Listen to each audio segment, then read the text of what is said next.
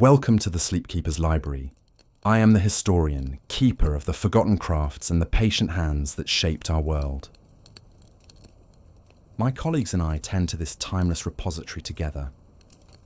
The myth keeper guards the stories that shaped human consciousness, myths that survived against all odds, legends whispered in secret, folk tales that refuse to be forgotten. The wanderer walks through histories that never were, collecting tales from timelines where fate chose different paths. And I preserve the voices of those whose skilled hands created beauty through patience and dedication. This week, something unusual has happened in our library. The wanderer had just returned from walking a particularly haunting timeline. He found me by the hearth closing a volume about Victorian furniture makers. He told me about James Sinclair, a spirit photographer in Edinburgh whose darkroom became something extraordinary. As he spoke, I felt a peculiar recognition, not of James himself, but of the world he inhabited. That Victorian obsession with speaking to the dead, the séances, the mediums, the elaborate rituals. I rose from my chair and walked to a particular section of my archives, the one devoted to specialized crafts of the 19th century. My fingers found a leather-bound ledger I'd catalogued years ago but never fully explored. Inside were accounts, drawings, and correspondence from London, 1875. For every spirit photographer, I told the wanderer as I opened the ledger, there were craftsmen who built the stages upon which the spiritualist movement performed, cabinet makers who specialized in séance tables, carpenters who understood that a false panel must open silently, metal workers who could create mechanisms invisible to grieving eyes. The wanderer leaned forward, intrigued. You have records of these craftsmen? I have better than records, I said. I have a workshop journal. Jonathan Harrison, master cabinet maker of Clerkenwell, a man who built furniture for spiritualists, and in doing so became part of something he never quite reconciled with his conscience. So tonight, dear listener, I invite you to step into Jonathan Harrison's workshop, not to judge the man or his trade, but to understand the craft itself, to see how skill and conscience can exist in uneasy partnership, to appreciate the precision required to build objects meant to deceive the eye while serving, perhaps, a deeper comfort. This is the story of a craftsman who found himself building the furniture of faith, or fraud. It depended, he came to understand, on which side of grief you stood. So settle yourself comfortably. Let the warmth of the library hearth surround you as we journey into a workshop where mahogany and mystery met, where brass hinges held secrets, and where a furniture maker became an unintentional architect of the impossible. London, 1875, Clerkenwell, to be precise. The neighbourhood of watchmakers and jewellers, of skilled hands and fine tolerances. Jonathan Harrison's workshop occupied the ground floor of a narrow building on Seckford Street, recognisable by the hanging sign that read Harrison and Sons, fine cabinetry, in gilt letters that had weathered 30 years of London soot. The and Sons was optimistic when painted in 1845 and remained so in 1875. Jonathan had no sons, no daughters either. His wife Margaret had died in childbirth 23 years earlier, and he had never remarried. The workshop was his family now, the tools his children, the wood his companionship. He was 58 years old that October morning, a man of medium height, his back still straight despite decades of bending over benches. His hair had gone silver, worn slightly long as it had been in his youth, now tied back with a leather cord while he worked. His hands bore the scars of his trade, a finger crooked from an old break, burn marks from hot glue, the permanent stain of linseed oil worked into the whorls of his fingerprints. The workshop itself was a place of careful order. Harrison had no patience for chaos. Along the eastern wall ran his main workbench, 8 feet of beechwood worn smooth by 3 decades of use, its surface bearing the history of 10,000 projects in dents, stains, and the ghosts of pencil lines that had soaked into the wood. Above the bench, tools hung in precise arrangement, saws of different sizes and purposes, each in its designated place. Planes from the massive jointer plane to the delicate smoothing planes, chisels arranged by width, their edges sharp enough to shave with, squares and bevels and marking gauges, each tool cleaned after use, each edge maintained, each handle darkened with decades of palm oil and honest sweat. To the west, the wood storage. Mahogany and oak, walnut and ash, each board selected for grain and colour and potential. Harrison chose his wood the way some men chose wives, carefully for the long term, willing to wait for the right match. He would spend an hour examining a plank, reading its history in the growth rings, imagining what it wanted to become. The smell of the workshop was distinct: sawdust and linseed oil, beeswax and hide glue. Wood in various stages, the green sharpness of fresh-cut oak, the mellowed sweetness of aged mahogany, the almost medicinal scent of walnut. Underneath it all, the tang of metal from tools and the ghost of coal smoke from the small stove that kept the space habitable in winter. Morning light came through high windows on the north side, the good light that didn't create harsh shadows. Harrison had designed it this way when he took the space. A cabinet maker needs to see grain and figure, needs to catch the whisper of tear out before it happens, needs light that reveals rather than conceals. That October morning, he arrived at 6 as always, let himself in through the alley door, lit the lamps despite the dawn light. More illumination was always better. Fed the stove its first coal of the day, set water to boil for tea, unwrapped the piece he'd been working on the day before. Always wrap work at day's end, protect it from the settling dust, from the changes in humidity that could warp a panel overnight. But today his attention turned to something new. The commission that had arrived last week delivered with detailed drawings and a deposit that was more than he'd earned in 6 months. Madame Elise Fontaine, a spiritualist medium from Belgrave Square, wanted specialised furniture. 3 pieces to start: a tilting séance table, a spirit cabinet with hidden passages, and a slate writing apparatus. Harrison had wrestled with whether to accept the work. It was furniture designed to facilitate what might be fraud. But his order book had been thin, his savings thinner. And when he'd visited Madame Fontaine's house to discuss the commission, she'd been unexpectedly forthright about her work. She didn't claim the furniture would create genuine supernatural phenomena. She claimed it would create frameworks that helped grieving people process their loss. Theatre in service of healing, she'd called it. Whether the spirits were real or not, the comfort was genuine. Harrison still wasn't certain how he felt about that philosophy, but he'd accepted the commission. And now the materials had arrived: quarter-sawn white oak that made his heart quicken, old-growth Cuban mahogany, brass fittings, phosphor bronze for the mechanisms. Everything he'd specified, all of it first quality. He spread the drawings on his bench. The table would be first, round, 4 feet in diameter, with a tilting mechanism built into the central pedestal.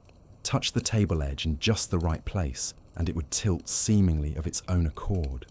But Madame Fontaine's design had flaws. The weight distribution was wrong. The pressure release would corrode. Harrison had already sketched his improvements: lower counterweight, phosphor bronze instead of brass, a catch that would last decades. He'd made his peace with the work this way. He would build tools. What Madame Fontaine did with those tools, how she used them, the good or harm that came from them, that wasn't in his control. His responsibility was to make them well, to make them honest in their construction, even if their purpose was to facilitate illusion. The joinery would be perfect, the mechanisms would work flawlessly. Whatever else might be said about the furniture he built for spiritualists, no one would ever fault the craftsmanship. Harrison picked up his pencil and began refining the drawings, calculating weights and balances, planning the construction sequence. 8 weeks, Madame Fontaine had said. He could do it in 6 if he focused. The moral questions could wait. For now, there was work to plan. And work, at least, was something he understood completely. He began with the tabletop, 6 boards of quarter-sawn white oak to be arranged in a circular pattern. But first, each board needed to be prepared to exacting flatness. This is the work that separates a true craftsman from a mere carpenter, the ability to plane a board perfectly flat, using nothing but a hand plane and educated hands. Harrison set the first board on his bench and began to plane.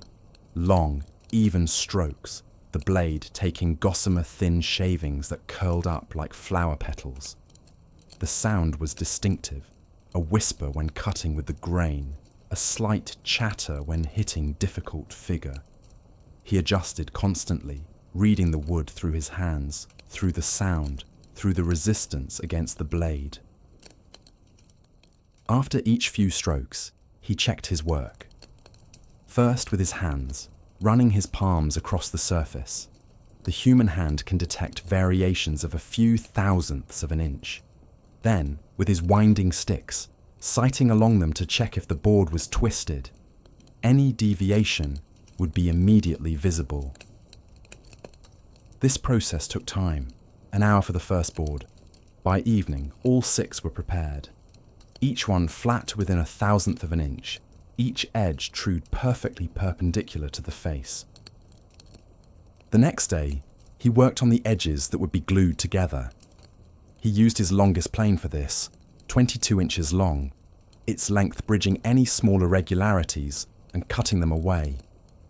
When he brought 2 boards together, edge to edge, and held them up to the window light, no light passed through. The joint was perfect, so tight that only the slight difference in grain figure showed where one board ended and another began. He arranged the 6 boards in the pattern he'd chosen, a radiating star of grain that would catch light differently from each angle. Then came the glue up. Once begun, there was no going back. Hot hide glue sets quickly, perhaps 10 minutes to get everything positioned, clamped and aligned. Harrison worked methodically, brush glue onto the first edge, bring the second board to it, line them up perfectly, apply the clamp, check alignment, tighten, move to the next joint. Work steadily, fighting the urge to rush despite the ticking clock of setting glue. By the time he tightened the last clamp, his shirt was damp with sweat despite the October chill. But everything was true. No boards had shifted. No surfaces had slipped out of plane. He wiped away the excess glue and stepped back. The panel would sit overnight while the glue cured. Tomorrow he could shape it into a circle. But the visible work was only half the challenge. The real complexity lay in what would be hidden inside, the mechanism that would make the table tilt. While the glue dried, Harrison turned his attention to the pedestal. He'd commissioned the turning from Turner down the street, a simple cylinder with a flared base. But Harrison needed to modify it substantially. The interior had to be hollowed to house the tilting mechanism. He made a full-scale drawing first, working it out on paper.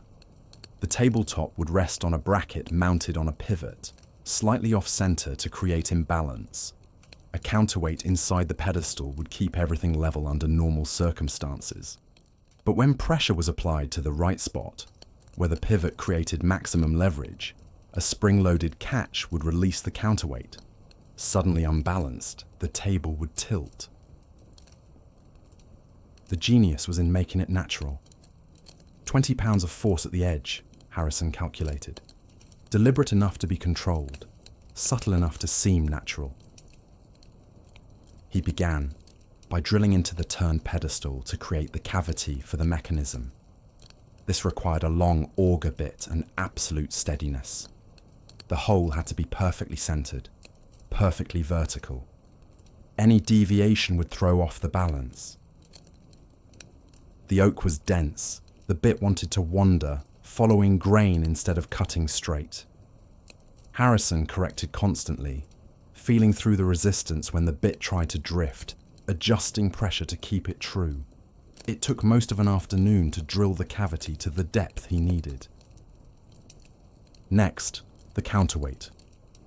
4 pounds of lead, melted in a crucible over the stove, poured into a clay mould. When it cooled, he had a lead cylinder with a steel rod extending upward that would connect to the release mechanism. The release mechanism itself was the most delicate work. Harrison fabricated it from phosphor bronze, using jeweler's tools for the fine work. Filing to exact dimensions, drilling tiny holes for pivot pins, bending the spring to exactly the right tension. When he finally assembled it and tested it on the bench, it performed perfectly, pressed down with the right force and the catch released with a satisfying click. Remove pressure and it reset itself automatically. The assembly took an entire day. Installing the mechanism inside the pedestal, connecting it to the counterweight, creating the bracket that would hold the tabletop with its off-center pivot. Each piece had to fit exactly. Each adjustment had to be tested and retested. By late evening, the table was complete. It stood on his workshop floor looking entirely ordinary, a simple round table, oak top with beautiful radiating grain, turned pedestal, wide base. Nothing suggested anything unusual. Harrison walked around it slowly, examining every detail. The finish was perfect, hand-rubbed oil that brought out the oak's figure, buffed to a soft sheen. The proportions were elegant, the joinery invisible. He'd carved a subtle mark into the edge, a small notch, barely visible, indicating where the pressure point was. Then he pressed down at the marked point with careful pressure. The table tilted smoothly, almost majestically, rising on one side as the other edge dipped toward the floor. No noise, no jerking motion, just smooth, seemingly impossible movement, as if invisible hands were lifting one edge. Harrison released the pressure, and the table settled back to level with equal smoothness. He tested it a dozen more times. Every time it performed flawlessly. It was without question some of his finest work. The craftsmanship was impeccable, the mechanism brilliant in its simplicity and execution. But what had he made? A tool for comfort or an instrument of deception? Harrison didn't know, and he was beginning to understand that perhaps there was no clear answer. Perhaps it was both. Perhaps the question itself was less important than he'd thought. What mattered was that the work was honest, the joints were sound, the wood was true, the mechanism was reliable. Whatever use this table was put to, it would not fail because of poor craftsmanship. The spirit cabinet was a different proposition entirely. Where the table had been elegantly simple, one mechanism, one purpose, the cabinet was a symphony of hidden features, each requiring its own precision, its own careful integration into the whole. Harrison spent 2 full days just studying Madame Fontaine's drawings, making his own sketches, working out the engineering before he touched a single piece of wood. This was how he approached any complex project. Understand it completely in your mind before committing it to material. Wood was too precious, too expensive to waste on trial and error. The cabinet would stand 7 feet tall, 3 feet wide, and 2 feet deep. Large enough for a person to sit inside comfortably, or for another person to hide in the gap behind the false back. The front would have double doors that could be secured with a simple latch. Nothing suspicious about the construction visible from outside. It had to look like an ordinary, if rather grand, wardrobe. But the back. The back was where the complexity lived. Harrison began with the frame. Mahogany for strength and beauty, joined at the corners with mortise and tenon joints. He cut the mortises first, rectangular holes in the vertical posts that would receive the tenons. This required his mortising chisel, a mallet, and absolute precision. The mortise had to be exactly the right depth, exactly the right width, and the sides had to be perfectly perpendicular. He worked slowly, chopping out waste wood in small increments, checking his depth constantly with a marking gauge. Too shallow, and the joint would be weak. Too deep, and it would show through on the other side. Each mortise took perhaps 20 minutes of careful work. There were 8 of them just for the main frame. Then the tenons, the projecting tongues that would fit into the mortises. These he cut on the rails and stretchers with his tenon saw, working carefully to the scribed lines. The tenon had to fit the mortise with what craftsmen call a piston fit. Snug enough that you needed light mallet taps to seat it, but not so tight that the wood might split under the pressure. He cut the first tenon, tested it in its mortise. Too tight. He pared away a whisper of wood with a chisel, tested again, still slightly tight. Another careful paring.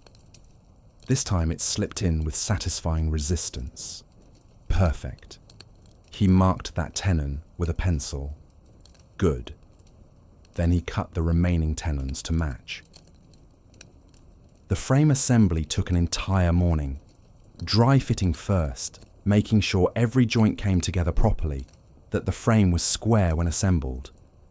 He checked this with his largest tri-square, measuring the diagonals to ensure they were equal.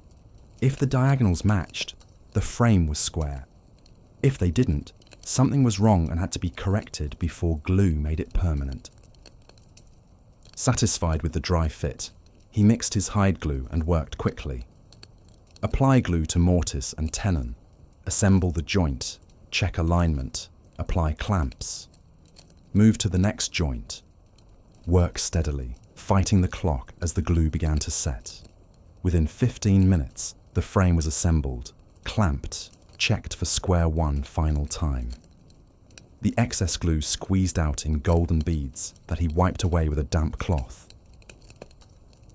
While that dried, he turned his attention to the panels that would form the sides and back. The back was the critical element.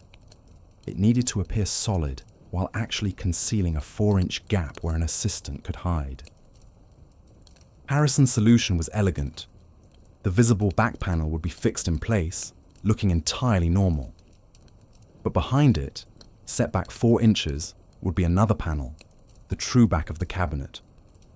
Between these two panels would be the hidden space, and in the fixed panel, cunningly concealed by the grain pattern, would be a door. Creating an invisible door required understanding wood in ways most people never considered. Harrison selected his mahogany boards carefully, looking for pieces where the grain was particularly consistent, where the figure was strong enough to distract the eye, but regular enough to work with. He cut the back panel from a single board. Expensive, but necessary. If he joined multiple boards, the joint lines would create visual boundaries that might reveal the door. A single board, carefully selected for continuous grain, would hide the cuts much better. Then came the delicate work of laying out where the door would be. It needed to be large enough for a person to slip through quickly, about 5 feet tall and 18 inches wide. But the cuts had to be positioned to take advantage of the wood's grain, to make the door's edges blend into the pattern as much as possible. Harrison marked his cut lines with a knife, not a pencil. A knife cut fibers cleanly and left a precise line that the saw could follow. He used his finest dovetail saw for this work, cutting slowly and carefully, letting the saw's weight do the work rather than forcing it. The blade was thin, the teeth fine, designed for precision rather than speed. When he completed the cuts and lifted out the door section, he examined the edges critically. They were clean, precise, but too obvious. The fresh cut edges showed lighter than the surrounding wood. He would need to stain them to match, to age them artificially so they blended with the rest of the panel. But first, the hinges. These were the true challenge. Conventional hinges would be visible, would give away the door's existence. Harrison needed something invisible, something that would allow the door to open and close without any hardware showing on the visible face. His solution was knife hinges, thin strips of metal set into precisely cut mortises, completely hidden when the door was closed. He'd used them before on fine jewelry boxes where visible hardware would mar the design, but never on a scale this large. He cut the hinge mortises with painstaking care, using his narrowest chisel. The mortises had to be exactly the same depth as the hinge thickness. Too shallow, and the hinge would project and prevent the door from closing flush. Too deep, and there would be play in the joint, making it loose and unreliable. He worked for an entire afternoon on these 3 hinge mortises, checking his depth constantly with a marking gauge set to exactly match the hinge thickness. When he finally fitted the hinges and hung the door, it closed with perfect precision. The seam was visible if you knew to look for it, but only just. And once he treated it with his aging solution and positioned it against the grain, it would virtually disappear. The aging solution was Harrison's own recipe, developed over years of restoration work. Potassium permanganate dissolved in water, applied carefully with a brush to the cut edges. It reacted with the tannins in the mahogany, darkening the fresh cut wood to match the surrounding aged surface. He applied it in dilute washes, building up the colour gradually, checking constantly to ensure he didn't go too dark. When he finished, the door edges had disappeared into the grain pattern. Unless you knew exactly where to look, unless you ran your fingers over the surface feeling for the seam, you would never see it. But the door still needed a way to open from inside. Harrison couldn't use a conventional latch, it would be visible. Instead, he created a pressure release mechanism similar to the one in the table, but operated by touch from behind rather than pressure from the front. He carved a shallow depression in the inner face of the door, positioned where someone inside could reach it easily. In this depression, he fitted a spring-loaded button. Press the button, and a catch would release, allowing the door to swing open. Release the button, and the catch would reset automatically, securing the door again. The mechanism was small.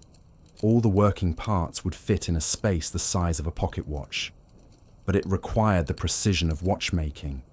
Springs had to be exactly the right tension.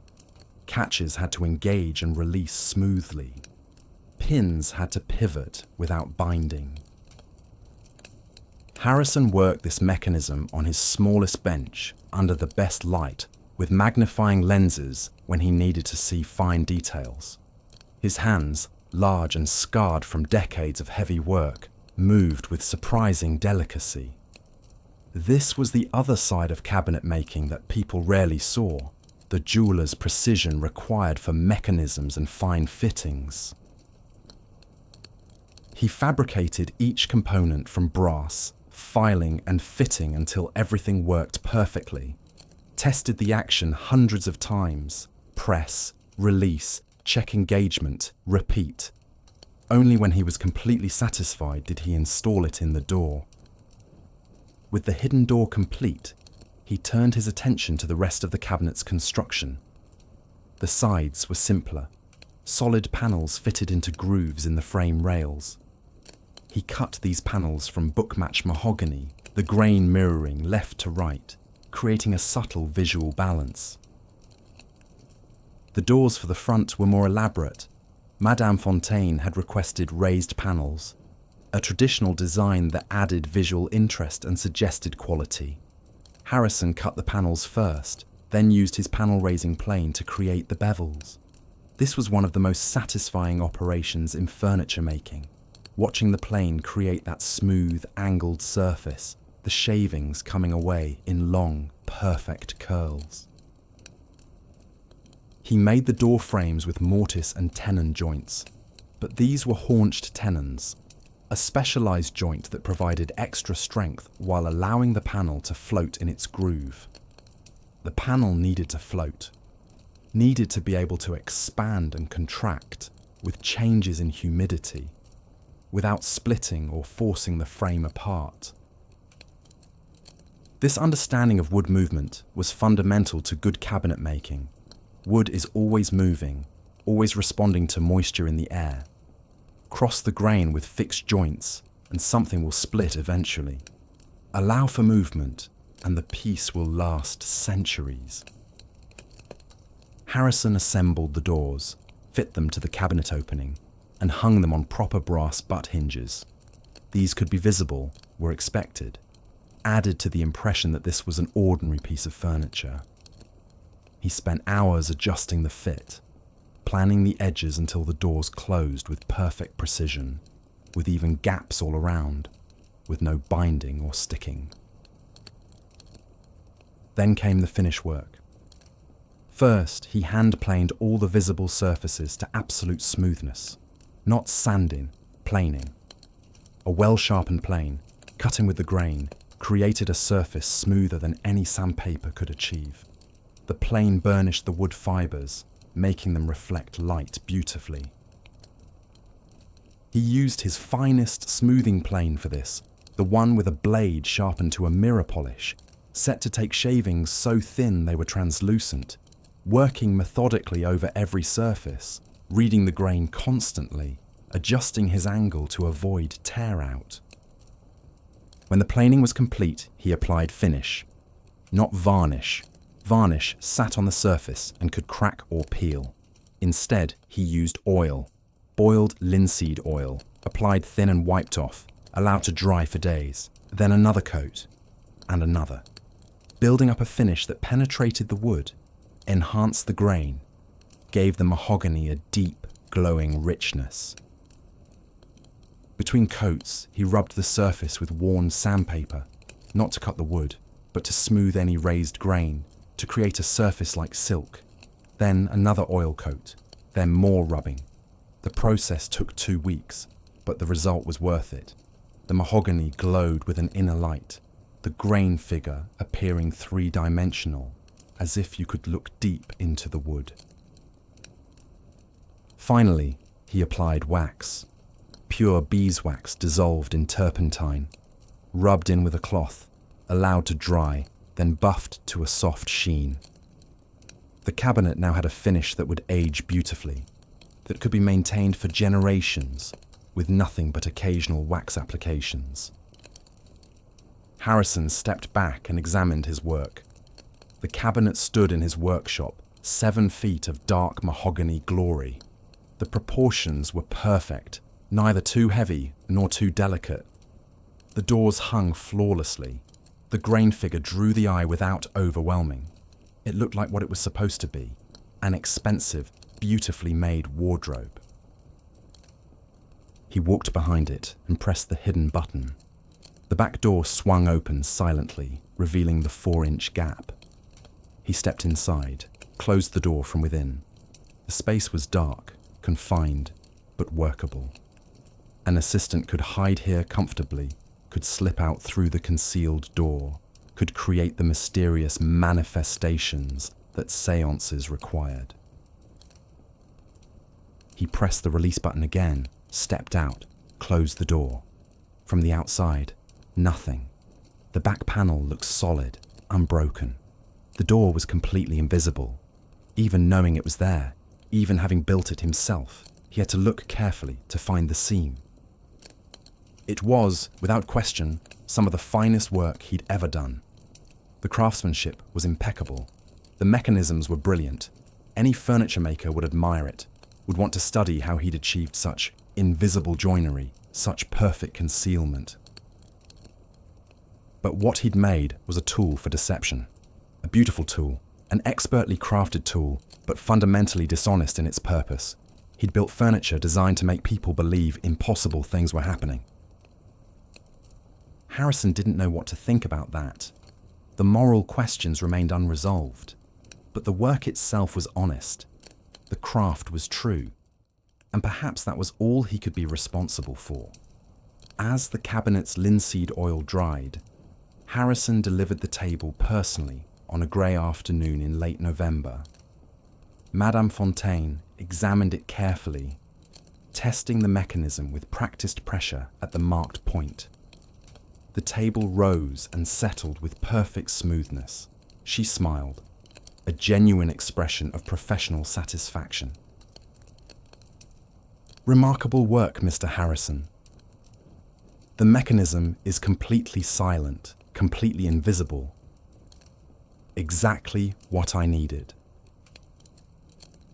She invited him to observe a séance that evening to see how the furniture would be used. Harrison accepted, curious despite his misgivings. He needed to understand what he'd become part of. The séance room had been transformed from the study he'd first visited. Heavy drapes blocked outside light. Candles provided soft illumination.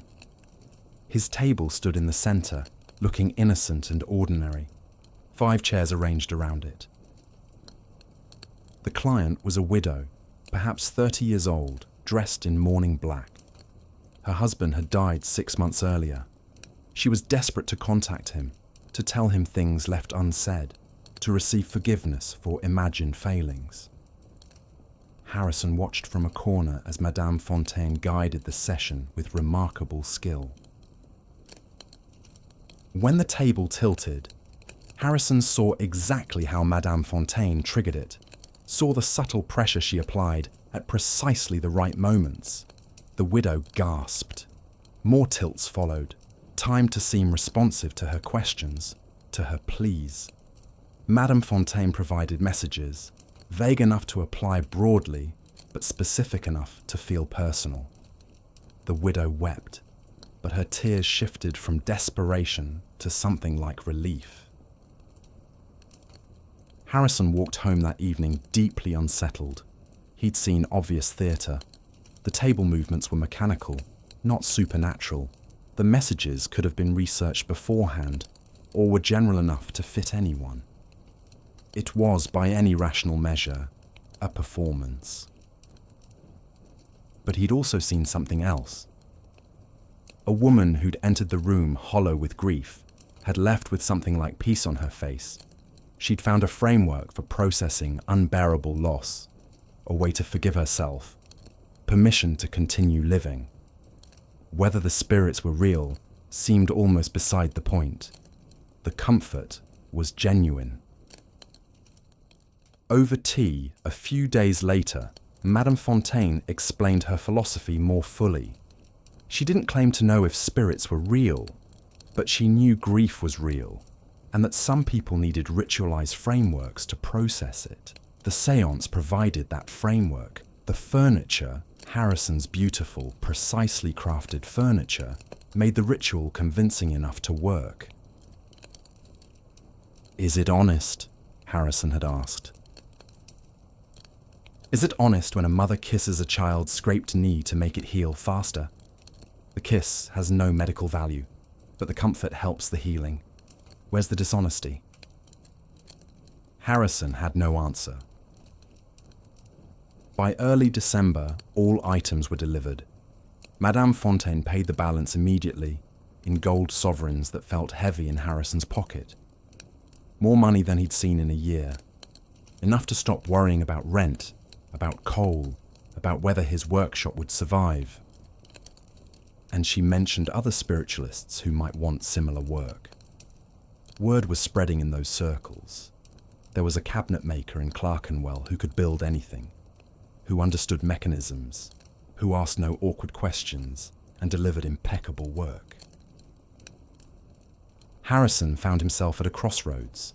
He could decline future commissions, could return to conventional furniture making with his finances temporarily secure. Or he could accept that this specialized work, morally complicated though it was, might be the thing that saved his workshop in an age of factory-made furniture. He thought about the widow at the séance, about her relief, about Madame Fontaine's careful therapy disguised as spiritualism, about the difference between building knives that slice bread versus knives that harm. He decided he would continue, because the craft would be honest, even if its purposes were not. By spring, Harrison's reputation in spiritualist circles was firmly established. The commissions came steadily now, not overwhelming, but regular enough to keep the workshop busy alongside his conventional furniture making. He'd hired young Thomas Wickham to help with the basic work, and the boy was proving capable. Each new commission presented its own engineering challenges, its own opportunities for craft problem solving. A physician in Kensington wanted a table that could tilt in multiple directions, not just one. Harrison designed a gimbal mechanism, nested rings that allowed movement in any direction while remaining balanced.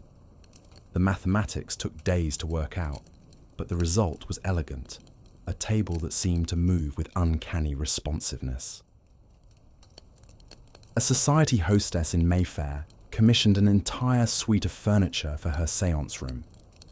Not just a table and cabinet, but also a special chair for the medium that could be rigged to move subtly, suggesting the channeling of spiritual energy, and a trumpet stand with nearly invisible wires that would allow the trumpet to seem to float while amplifying voices. The trumpet stand was particularly interesting from an engineering perspective. The challenge was to support the trumpet on wires so fine they'd be invisible in dim light, while keeping it stable enough not to wobble, obviously. Harrison used steel music wire, the kind used for piano strings, incredibly strong for its diameter, and when properly tensioned, virtually invisible at distances beyond a few feet. He developed a tensioning system using small turnbuckles hidden in the base of the stand, allowing the medium to adjust the wire tension for perfect stability. The trumpet would appear to float in mid-air, and when someone spoke into the base, where the wires connected, the trumpet would amplify the voice, while seeming to have no physical connection to anything. It was clever work, dishonest in purpose perhaps, but honest in execution. The mechanisms worked flawlessly. Thomas asked questions occasionally. The boy was bright, curious about the special features some pieces had. Harrison told him they were for theatrical purposes, which was true enough. He didn't explain the full context, didn't want to burden the boy with the moral complications that kept Harrison awake some nights. Let Thomas learn furniture making as Harrison had learned it. Start with the fundamentals of wood and joinery. Develop respect for materials and tools. Build the foundation of craft before confronting its more ambiguous applications. Time enough later for the boy to make his own decisions about what work he would or wouldn't accept. The conventional commissions continued as well. These pieces, the honest furniture, as he thought of them, though the phrase made him uncomfortable, reminded him why he'd become a furniture maker in the first place. Not for cleverness or complexity, but for the simple dignity of transforming wood into objects of utility and beauty. A well-made chair that would support generations of bodies. A sturdy table that would host countless meals. a bookcase that would hold knowledge for centuries. There was something timeless about such work. The spiritualist furniture was tied to its era, would seem quaint and curious once the movement passed, as all movements eventually did. But a good chair was a good chair in any century. Well-cut dovetails would be admired by craftsmen 1,000 years hence, if the piece survived that long. But Harrison's work for both continued. Some pieces for spiritualists, most for conventional clients. All of them built to the same exacting standards. All of them carrying Harrison's anonymous signature in their flawless joinery and patient attention to detail. The years passed and the spiritualist movement that had seemed so vital in the mid-1870s began to face increased scrutiny. Newspapers published exposés. Scientists investigated mediums and found fraud. The more theatrical practitioners lost their clientele as skepticism grew. By 1880, Harrison's commissions for spiritualist furniture had decreased substantially. The work that had seemed so urgent, so morally complicated, gradually became occasional rather than central, and Harrison found he didn't particularly miss it. Harrison thought occasionally about the furniture he'd built during those few intense years. All those specialised pieces scattered across London and beyond. Some had probably been destroyed already, their purposes served or their owners exposed as frauds. Others would have been sold, repurposed, the mechanisms discovered and either removed or preserved as curiosities. A few, perhaps, would survive, would end up in attics or antique shops or eventually museums. Someone would examine them carefully, would discover the hidden mechanisms, would marvel at the invisible joinery and clever engineering. Display cards might note Victorian spiritualist furniture, exceptional craftsmanship, maker unknown. And that seemed fitting somehow. Unknown maker. The furniture would outlast his name, would outlast the spiritualist movement itself, and the complicated moral questions that had shadowed its creation. Those pieces would be judged by history. Some would see clever workmanship. Others would see tools of deception. Both would be correct, in their way. But the craft itself, the careful selection of wood, the precise cutting of joints, the patient application of finish, the mechanisms that worked flawlessly decades after their creation, that was honest. That was true. The wood didn't lie. The joints held, or they didn't. The mechanisms functioned, or they failed. And perhaps that honesty of execution was its own form of integrity, regardless of what purposes the furniture ultimately served. And so we leave Jonathan Harrison's workshop, dear listener. Leave the smell of sawdust and linseed oil, the comfortable weight of well-worn tools, the quiet satisfaction of work done with full attention. His story reminds us that craft exists in service to human need, all kinds of human need, not just the simple and straightforward ones. Sometimes we build chairs to sit in. Sometimes we build tools to help people process experiences too painful to face directly. And sometimes the line between comfort and deception is far less clear than we'd like it to be. I wonder what my colleague the Wanderer would make of Harrison's story. He walks through timelines where things turned out differently, where furniture makers like Harrison were never needed because Victorian society processed grief differently. And the myth keeper, she would recognize Harrison's dilemma as ancient as human consciousness itself. Every culture has grappled with what we can prove and what we need to believe to function. The myths she guards in her collection often serve truth through fiction, teaching through stories that never literally happened, but which reveal genuine insights about human nature. Harrison's furniture, in its way, served a similar purpose. Perhaps that's what craft ultimately means. not the avoidance of difficult questions, but the commitment to excellence regardless of those questions. Build truly. Respect your materials. Maintain your tools. Pass your knowledge forward. The rest, the purposes served, the judgments rendered, the meanings assigned by history, those are beyond any craftsman's control. Thank you for spending these hours with me among the forgotten crafts and patient hands of history. If you found some comfort here, some interest in the work of those who built our world one careful joint at a time, I hope you'll return.